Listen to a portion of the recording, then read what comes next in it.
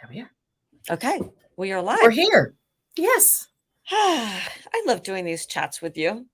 I do too. I really look forward to them. I do too. And I miss seeing you. So it's nice to be able to connect at least once a month. Yes. So I wanted to tackle family grief today. There was one post recently in the group, in private practice grief group, about dealing with families and how do you conceptualize it? And I just thought it was really an important topic that comes up a lot. And I think families. I had done a training for our local camp chapter. Oh, it was a couple of years ago. Yes, because it was before the pandemic. Oh, yeah, a few years ago. Yes, and and it was specifically I had said, oh, the title was grief in families, and then I Mhm. had said our family grief, and I had said, well, it's a little bit of a sneaky title because there is no family grief, but every person in the family. Individual grief and how it mixes in the family constellation and how the system changes and flexes and sometimes Right, doesn't. right, yeah, Right? and yeah, and the I think the was thinking of also, the loss of a person who's died in the family. We'll get that as Hmm. an example. That's the primary loss, and then there's so many secondary losses, or so many other losses. I don't even want to call them secondary. Yeah, So many other body blows that you're sometimes expecting and sometimes not. yeah, And that one person feels more than another, and somebody else thinks that person should feel it more, so they must not have the same kind of relationship, or they must not have cared that much. There's so many little judgmental read intos that yes, have to be taken apart so that folks can stop blowing up when it's actually just loss and grief. yeah. Oh, I think that's so important. I was speaking with a client recently about the unconscious contest that Hmm. happens of who's crying the most and who's not crying. Who's not crying enough? Right. That Yeah, enough. Yeah. bad. But Yeah. don't cry too much because then bad. That's right. Because then that's intolerable. Right. And then that person's looking for attention, but maybe they're just grieving. Or maybe Yes. they've had other losses and that's rolling in and you're not even aware that they've had those other losses or that they Mhm. impact them. Mhm. Yes. Yes. I remember a very honest couple that came in many, many years ago. And she said, it's like we're having a contest of who loved our son more. And I cry more. So I think I win. And that sounds really horrible and awful and weird to say out loud. It was like, I I'm, grateful that both of you, are willing to stay in the room and talk about that, and that he was able to say, that's not true. Right. I'm not a big crier. Um, Right. or And or men tend to grieve differently than women, right. which is a big issue in grief Yes. because each side thinks the other one is doing something that means not enough or too much when in fact it's just Mhm. how they grieve. Yeah. Yeah. Mhm. Um, what do you do as far as kind of family sessions? Um, and what's your philosophy on that at all? On doing family sessions with grief, Yeah. I like doing them if everybody's willing to play nice, if they're willing to set some fair discussion rules, not fair fighting, but Mhm. fair discussion rules. Mhm. And I do psychoeducation at the beginning, Mhm. at least the first few sessions, about how one loss is so, like we just talked about, so many other layers of loss. Yep. And everybody brings their own other losses to the table. And so Mhm. assumptions are not helpful and can be toxic. Right. And so, if we're here to talk about how this loss is impacting all of us, we all need to be able to sit and hear Mhm. what everybody else is saying. Yeah. I really prefer to start those when the dying process is happening, if at all possible, Mhm. or when the illness is occurring, if it's a long term illness. So, they can all do their anticipatory grief processing together and learn to do that Yeah. so that the grief process is more of a unified experience. It's a really, really good point. Yeah. Hmm. See, I know that you are trained in hospice, where I do not usually see. I don't usually get families beforehand. Sometimes, but I don't usually. Um, and so I get them afterwards. Right. And I'll have families that will call and say, "Oh no, we all want to come in." Okie dokie. And so I'll meet with them for the first couple of times because I like to be able to do some psychoeducation. I like being Hmm. able uh, to talk about, how each person found out, especially if it was a sudden loss, Right. because that of the impact that it has for everybody, Hmm. and what some people notice and some people don't.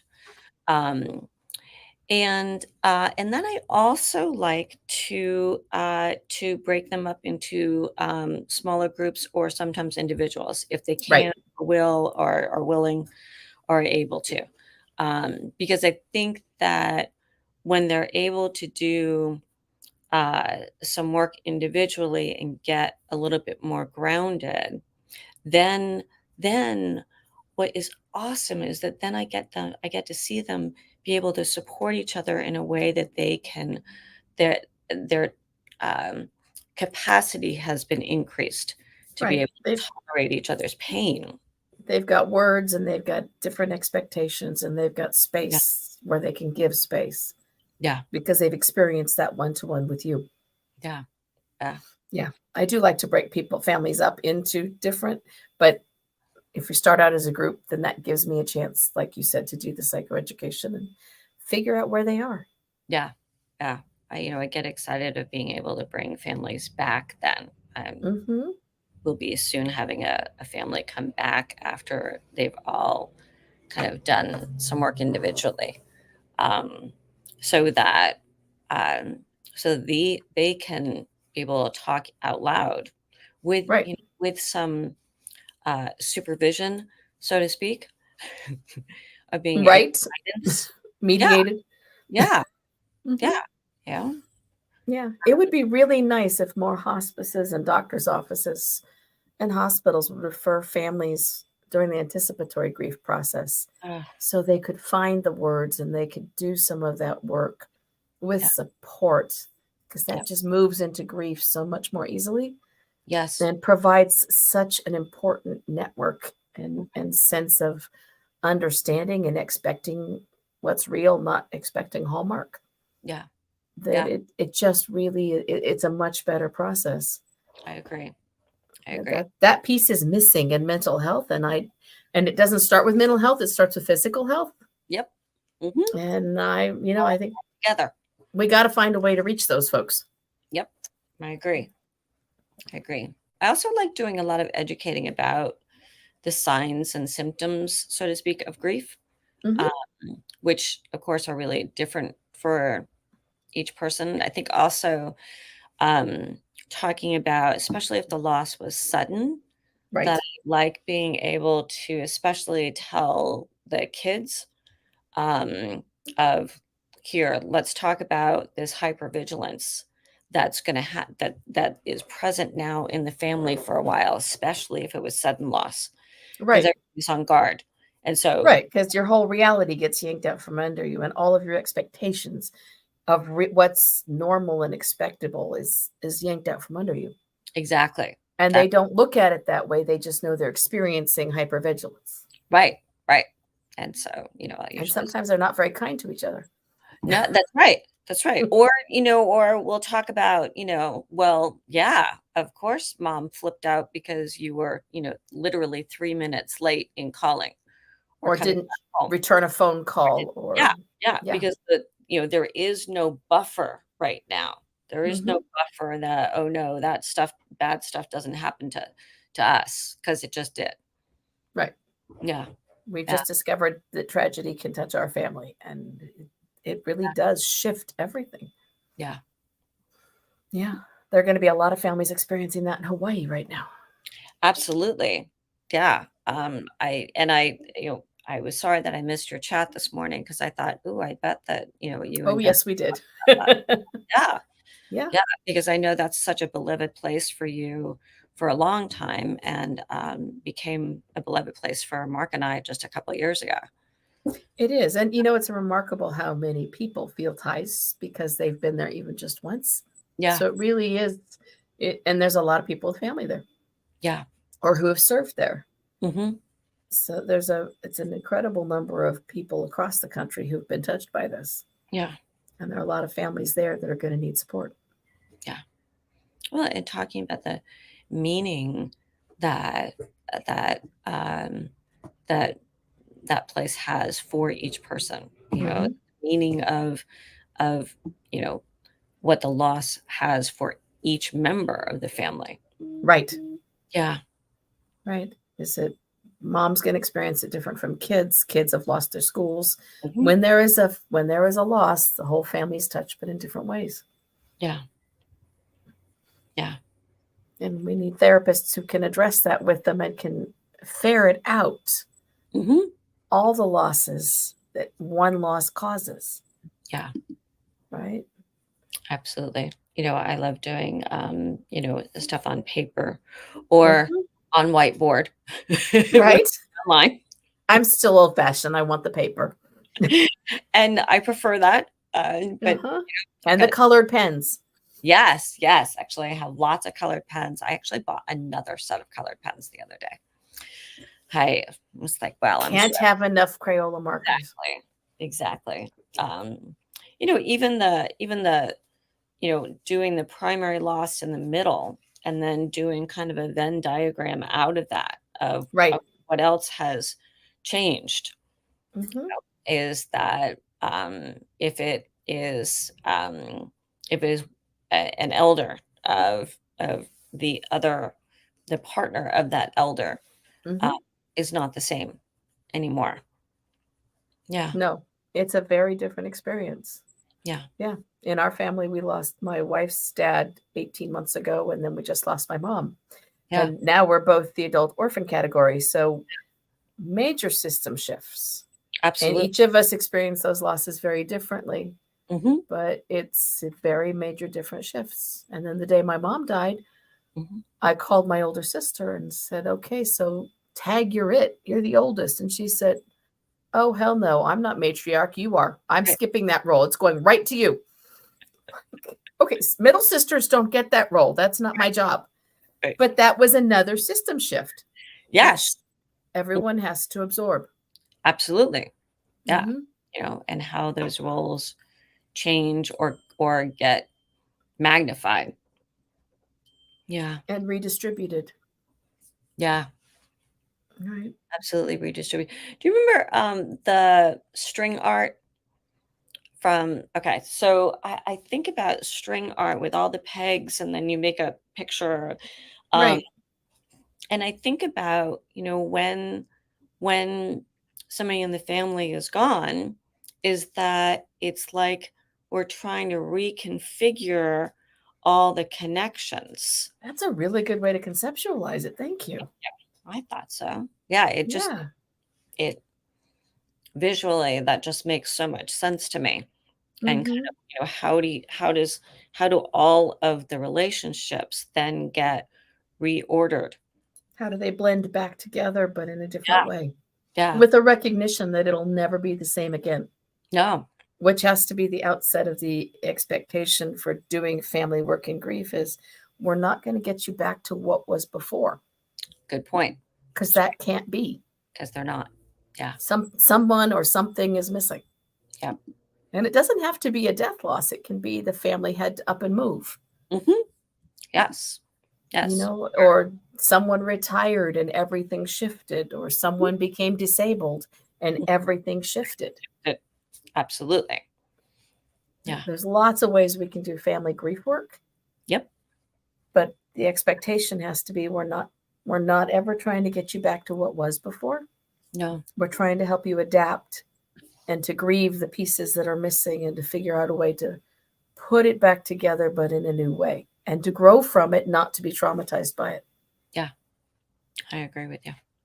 Yeah. Mhm. I think about all the ongoing discussions within families, of uh, okay, what are ways to honor um, how who that person is or was or is now. Right. You How are you going to maintain that relationship with that person who died? Yeah, Each of you individually, because none of you are going to do it the same way. exactly, Right. exactly. And I think you and I talked last month about how's your relationship with the person that's gone now. Right. Oh, and that kind of, "Well, wait a minute, but they're gone." It's like, "Well, no, they're still right They're here." still hanging out. Yeah, Right. yeah, Hmm. yeah, And if it's a recent loss, you're still trying to figure it out exactly. and put it in perspective. Mhm, Right. The other thing that's different, I've been working on some social support network stuff for a presentation I'm doing in a couple weeks in New York. mhm. And a couple brand new articles came out just last year. And I Yeah, love brand new research because it yeah, keeps us current. yep, And it talked extensively about social network and social support networks. And of course, we all know the importance of them. mhm, So when you're doing family work, you also want to make sure everybody's got permission to create their own structure for social support, mhm, which may be different from somebody else's. mhm, And for some, it'll include spirituality. And mhm. for some, it will absolutely will not. Absolutely. And there has to be space for everybody to have those networks. Yeah, The yeah. other thing the article said, and it repeated some other research, is everybody trusts their dogs still more than other people. Dogs outweighed therapists, doctors, Yep, everybody else. yep, Therapists, dogs first. Not yep. cats. Cats were second, but dogs. Maybe Yes, because cats just have their own mind and dogs just really want to that's look true. at you and stare Mhm. at you, right? There's Yep. yours. See? Dottie's just Right? hanging out.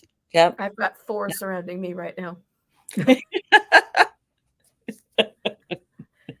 So yeah, I think it's important to make sure that we're reinforcing that for those who are managing loss. That Good point. even if it's a spousal, if we've got several spouses that are grieving in the same family, Mhm. even spouses have different social support networks, Yes, yes. right? And being able to help each person honor somebody else's network that they've created. Right. Yeah, yeah. I also think that there is the whole shift in the family when we bring somebody new into the system, you know, Hmm. and who belongs and who doesn't belong. And sometimes I refer to that as the loyalty veins that pop up, that everybody feels like they have to protect the person that's not there anymore, and how that can get misunderstood. Very convoluted. Yeah, yeah. Mhm. And sometimes after a loss, like all the time after a loss, some people who used to fit don't anymore. Hmm. And in a family system, some of those people might still fit with some of these folks, but not with other folks. And how do you do that process? Yeah, yeah. And how do you give them space to have someone that doesn't fit for you anymore Hmm. Yeah, and honor that need? So there is a lot to do in family grief work. absolutely. I think there's not just the grief of the person that's not there anymore, if we're talking about death, but I think that's also the grief of how the relationship has changed with, say, the other parent. Is Right. that I know after my mom died, my dad had gotten remarried, and there was such a grief for me of not just my mom, but that my dad didn't wasn't the same. And you know what what did that mean about our relationship? Right. How And does that put where does that put you if there's somebody else next to him? well, yeah, and I think that's where that those loyalty veins and pop up of, who was most important and who wasn't, who's crying the most, who got owed what, who never got what they had thought that they deserved. Right. Yeah. Right. My favorite thing in hospice, and I'm meaning this satirically, is when people would start calling even before the patient died, Mhm. asking for ashes. Like we need to stop this now because there's a primary grief group, and they haven't even decided what they're going to do yet. Yeah. Yeah. Right. So shoring up that primary family system ahead of time so they can withstand the expectations of those in the outer circles. Absolutely. And I have to say, sometimes I have grievers who come in who are from the outer circles, Right. and their grief of how do I penetrate? How do I get connected? How do I find a way back in? Yeah. Mm-hmm.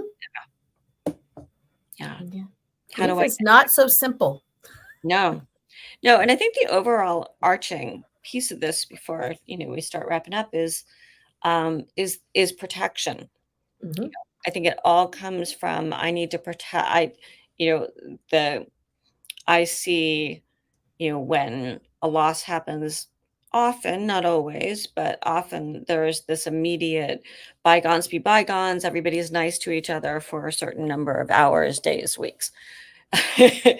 and then there becomes this, and then there's also this hypervigilance. But I think there's also this dynamic that starts playing out of, I want to protect somebody else in the family. And in fact, Right. actually, I'm looking at this workshop that I had given a few years ago. And some of the examples were, I want to protect everybody. I hate it when mom cries, oh, I don't want him to see me crying. I don't want to burden them. I don't want to make it harder for someone. Yeah. Mm-hmm. We try to protect them. We try to protect ourselves. We protect the person that's not there anymore out of our loyalty, or who's there but not really there. What a lot of energy to expend.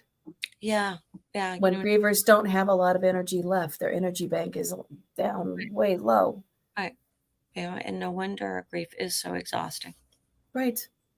And you're still trying to figure out how all of this fits together while your brain is in fog. Exactly. Yeah. So, whew. If we can get the family together to support each other instead of trying to defend, it's a lot easier to do the work. Absolutely. And post-loss growth happens. Yeah. Yes. I also have to say that when I've got families that call and say, can you see my kid? We've developed our policy for many, many years of, if you want us to see your kid for grief, are you willing to come in to do your work? Or can we coordinate with whoever it is that you're doing, whatever your grief work with? Mm-hmm. Because that will be the most effective way that you can help your kids. So I always say, if you can get the elders in to do their work, that is a huge piece of helping them reconnect. And what I will say sometimes is, if they're resistant, is, we're trying to teach kids how to do grief well. Mm-hmm. And they need to see that you're willing to do the work. Absolutely. And that we all have space and we all have needs. Mm-hmm. So if they see you acknowledging your needs, then they're going to be willing to share their emotions and do their work. If you say they're the identified issue, then they're not going to see grief as normal. They're going to see it as pathological. Let's do the work. Yep. Yeah. Mm-hmm. Mm-hmm. Oof. I love doing grief work. Me too.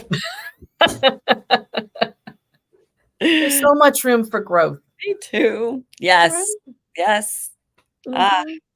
Yes. And in fact, actually, in 3.5 weeks, Mark and I are going to be going to London to support Jill. You're my friend, Dee Dee, right.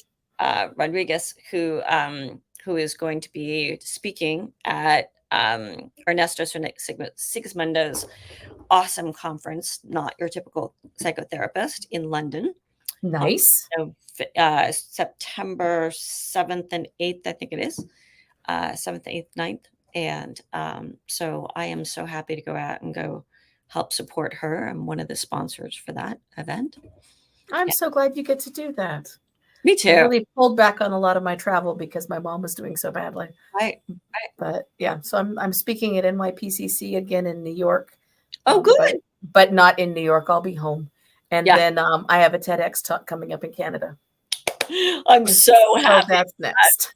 I'll be much happier when I've practiced more. Yes. What's the date on that one? I wish I could tell you. I will have that for you next time, or I'll post it. Good, Yeah. Mhm. good, good, good. I know I'm gonna be in my office, but, doing a private training for Palo Alto, Center next week, and then I've got a actually an online training with the Insight Center next Saturday, Nice. I love their stuff. grief training. Yeah, Mhm. Yeah. yeah. I'll be training for Campton, the Inland Empire in October. Oh, good, good, good, good. Yep. Oh, they're a really great chapter. I've worked with They them are. They're before. very active. Yeah. Oh my gosh. Why is this going off? Stop it.